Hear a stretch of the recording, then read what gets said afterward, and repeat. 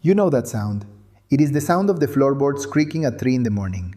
It is the sound of your own feet meeting the cold wood while the rest of the house remains in a deep, silent slumber. You sit on the edge of the mattress, waiting for the dizziness to pass, waiting for your heart to stop hammering against your ribs, and for the stiffness to leave your lower back. You tell yourself that this is just the cost of living long. You tell yourself that waking up twice, maybe three times, to reach for the bathroom is simply what happens when you cross a certain threshold of years. But I am here to tell you that you are lying to yourself. And the worst part is that society, and perhaps even your own doctor, has encouraged that lie. We have accepted the idea that the body must naturally decay into a state of constant, fragile interruption. We treat these nocturnal trips as an inconvenience, a nuisance to be managed with dim night lights and carefully laid out sleepers. We treat them like an inevitable tax paid to time. But what if I told you that this constant nightly wandering is not a symptom of aging, but a warning signal? It is the sound of your metabolic engine stalling. It is the sound of your muscles crying out for resources that you stopped providing them because you were told that eating light at night was the virtuous thing to do. We are going to strip away the myths tonight, and we are going to look at why your body is failing to hold itself together, and why that trip to the bathroom is only the beginning of a much larger surrender. The silence of the house at 3 in the morning is a heavy thing. It is when the bravado of the day wears off. During the day can hide your decline. You can choose the chair with the higher seat. You can avoid the stairs or lean on the shopping cart just a little too heavily, pretending you are simply examining the produce. You can mask the weakness in your grip by avoiding heavy jars or tight caps. But at night, in the dark, the mask slips. The body you have inhabited for decades feels alien, foreign, and increasingly unreliable. You stand up and your knees crack with a dry, hollow sound that echoes in the quiet. You reach for the wall, needing the stability of the plaster just to ensure you do not lose your balance. You are not just going to the bathroom, you are navigating a landscape that is becoming increasingly hostile to your own frame. Every step is calculated. Every movement is a negotiation between your will and your capacity. And the worst part is the shame. You do not want to wake your spouse. You do not want to admit that your body is no longer a temple, but a project that you have neglected. You think that by eating a light dinner, maybe just a salad or a piece of fruit, you are doing the right thing. You are trying to be healthy, right? You are trying to keep the weight off, to keep the blood pressure in check. But in doing so, you are actively starving your body during the one window where it works the hardest to repair the damage of the day. You are not being healthy, you are being reckless with your own architecture. We have been conditioned to believe that digestion is an enemy of sleep, that a heavy meal before bed is a recipe for disaster. So we suppress our hunger. We eat these meager, nutrient-void meals, and we go to bed feeling virtuous but empty. And while we sleep, the body begins its long, systematic dismantling of itself. Without the raw materials needed for maintenance, the body turns inward. It starts cannibalizing its own muscle tissue to keep the lights on. It breaks down the very structure that allows you to stand, to walk, to carry your own groceries, to live with dignity. This breakdown produces waste. It creates stress.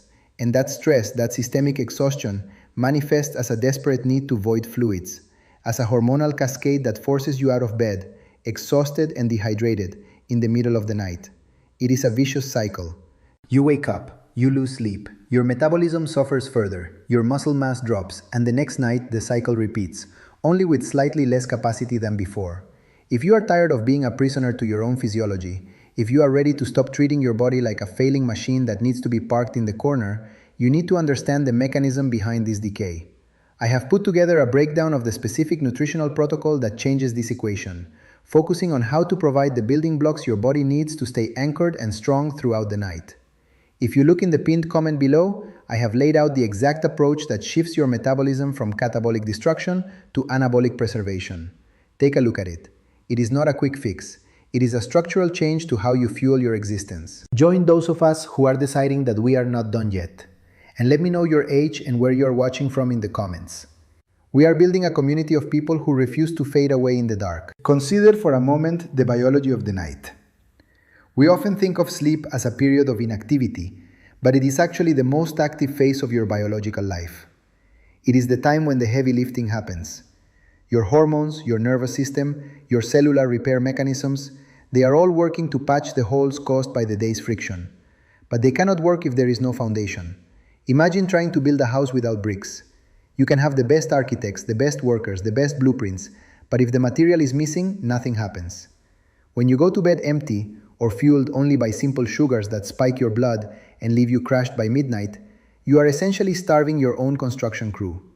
The body senses this nutrient scarcity and it triggers a panic response.